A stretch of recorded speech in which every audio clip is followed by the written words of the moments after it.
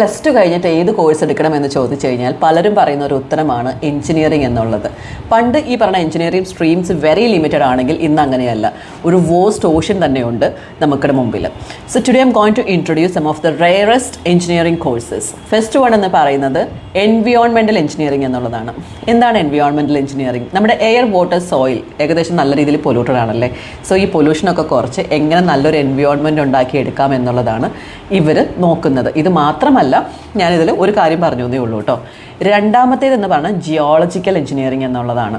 എന്തിൽ നിന്ന് എന്തിനെ എക്സ്ട്രാക്ട് ചെയ്തെടുക്കാം എന്നുള്ളതാണ് ഇവർ നോക്കുന്നത്. ഇപ്പോൾ ഫോർ എക്സാമ്പിൾ ഓയിൽ എക്സ്ട്രാക്ഷൻ പോലെയുള്ള കാര്യങ്ങൾ.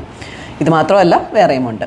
Another type is renewable engineering. അതല്ല എന്നുണ്ടെങ്കിൽ എനർജി എഞ്ചിനീയറിംഗ്, സോളാർ പാനൽ, അതല്ലെങ്കിൽ ഇലക്ട്രിക്കൽ വെഹിക്കിൾസ്, അതൊക്കെ ഇപ്പോൾ ഒരുപാട് കൂടിക്കൊണ്ടിരിക്കുകയാണല്ലേ. സോ ഇങ്ങനെയുള്ള കാര്യങ്ങളെക്കുറിച്ച് നോക്കുന്നതാണ് ഈ പറയുന്ന എഞ്ചിനീയറിംഗ് എന്ന് പറയുന്നത്.